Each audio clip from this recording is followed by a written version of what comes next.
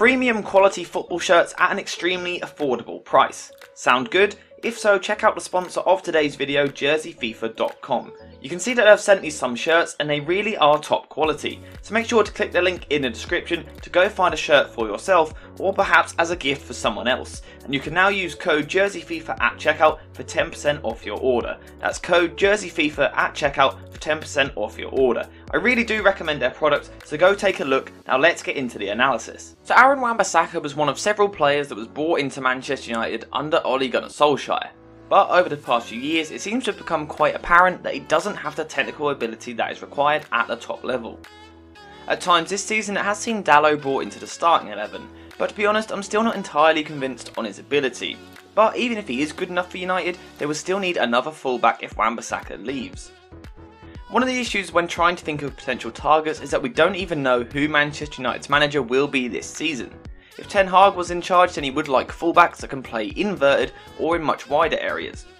Whereas if someone like Pochettino was to come into a club, then he would want much more athletic fullbacks that are able to push forward out wide. But no matter which manager came in, here are some right backs United could target. So before you all jump in the comments down below, I'm aware that this transfer is very unlikely, but personally I think the absolute dream option at right back for Manchester United would be Chelsea player Rhys James. So one thing that Rhys James would bring to the side is excellent technical ability on the ball, which would make him the perfect player to help Manchester United play the ball out from the back and through the opposition's high press. This is a side of James's game that's continued to improve over the past few seasons, and especially since Thomas Tuchel has come into the club and really put an emphasis on possession play all across the pitch. As a result of having to play through the press, James has also developed a brilliant ability to take the ball in tight situations, before showing an excellent ability to dribble his way through the thirds to carry the ball up the pitch.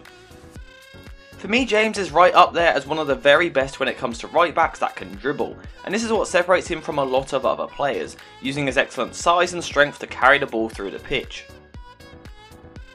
Having progressed the ball through the pitch, James is clearly always very keen to get himself into the final third, and from this wide area he really is an excellent cross of the ball, and his quality really is top notch. Again, James is right up there as one of the very best, and honestly I would argue that Alexander-Arnold is probably the only right back in the world that can put a better cross into the box, and this would give Ronaldo something to attack in the centre. Of course, at the end of the day, Rhys James is a fullback, so ultimately his main responsibility is to help his team defend, and whilst I wouldn't describe it as his strength, James is still a very capable defender, especially in 1v1 situations. Playing in the Premier League and the Champions League, James has obviously come up against some of the best wingers in the world, and I've never really seen a game where he's been exposed, which is a huge credit to him. Now, as I said at the start, I'm aware that this transfer is extremely unlikely, although to be fair there is potentially a little bit of hope with a bit of a sticky situation currently going on at Chelsea Football Club, but to be honest I'd rather avoid the politics of the whole conversation and instead move on to the next player on the list, so let's take a look at who that is. Next up on the list is Ajax fullback Mazraoui, and he makes his way onto a list as the bargain option, and that is because this summer he will literally be a free transfer, and you can't really ask for much more of a bargain than that. So, like Rhys James, Mazraoui is truly brilliant when it comes to playing with the ball at his feet, and his passing in particular really is brilliant, which is pretty much what we've come to expect from almost any Ajax player. Personally, Mazraoui is one of my favourite fullbacks in Europe, and one of the main reasons in particular is his passing ability, and his ability to progress the ball and also create chances, but I'll come back to that in a few minutes time. One thing that separates Mazraoui from the rest of the players on this list is his versatility and ability to take up different positions, and he is excellent playing as an inverted fullback whilst also having the ability to overlap out wide. This is something that Mazraoui has really developed this season in particular thanks to working with Ten Hag, and it's given him the ability to be this perfect modern day fullback that can play in narrow areas and out wide as well. As I said, as well as playing in this inverted area, Mazraoui also has the ability to play in a much wider area, and when given this sort of role he really loves to bomb forward down the line before then looking to try and cross the ball into the box. This isn't something we've seen quite as much recently with a change in role this season, but if we rewind to a few years ago he was a really brilliant attacking fullback who regularly looked to provide the width before then crossing the ball into the box. One of the brilliant things about Mazraoui is that he also has good creative levels even when he's playing in a more central area, and as I said earlier, he's great at playing the ball through the lines to try and find the feet of the attackers. In this sense, Mazraoui almost reminds me of João Cancelo a little bit, and I think this creative ability on the ball really would add a completely new dynamic to the Manchester United team, and it's not something the team currently has. Obviously, one of the main reasons for Mazraoui's development over the past few years has been Erik ten Hag, and I've mentioned him a few times in the video already, and I can't help but think that if Ten Hag was to take charge of Manchester United in the summer, then I'm sure that he would be tempted to bring Mazraoui with him, although he has been linked elsewhere. For the next player, we're going to head back to the Premier League and another young English talent in Brighton's fullback Tariq Lamptey. He's currently 21 years old and has returned in the past few months after a long-term injury. The first thing that stands out when you watch Lamptey is his raw pace, and he's probably up there with one of the fastest fullbacks in Europe, and he even recorded a higher top speed than Alphonso Davies last season.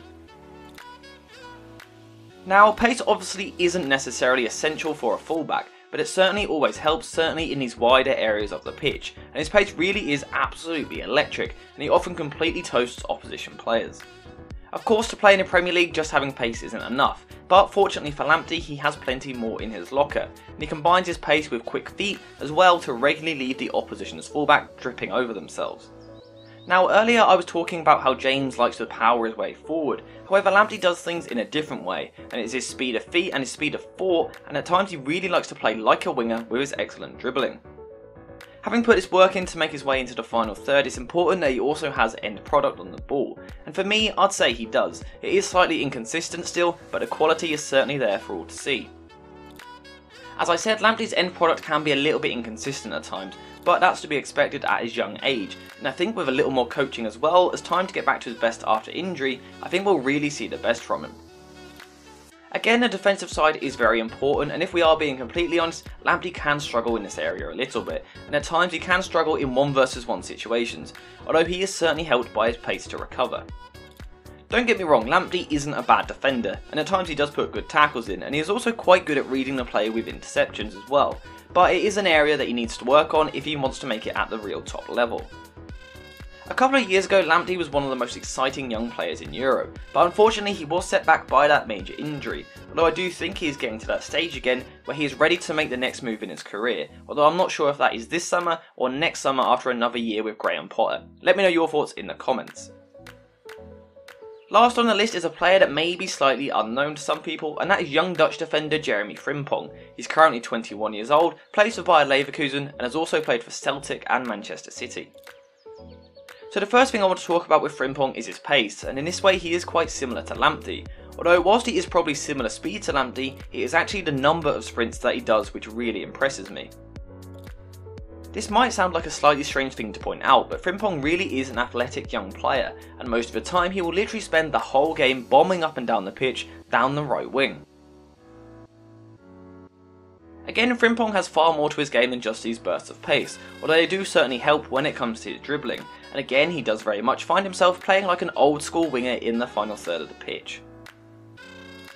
This is something that Frimpong has been developing season on season, and his playstyle in this sense is very reminiscent of the way that Lamptey looks to use his quick feet and skills to beat the opposition in higher areas of the pitch.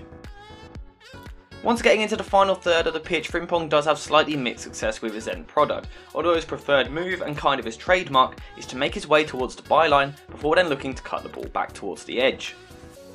For this reason, Frimpong can be a little bit frustrating at times as he manages to beat several players with excellent skill before then struggling with the final ball, but consistency will come with more game time at the highest level.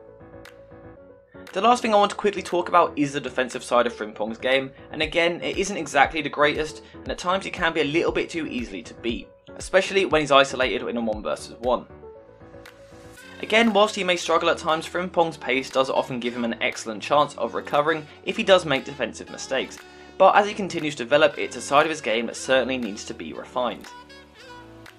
Ultimately, Frimpong might be a little bit of a gamble because there are certain sides of his game that need a lot of work, but I do still think that the former Manchester City Academy graduate has the potential to become top quality, and even if he doesn't get a move to a bigger club this year, I think it's certainly one to keep an eye on over the next couple of seasons.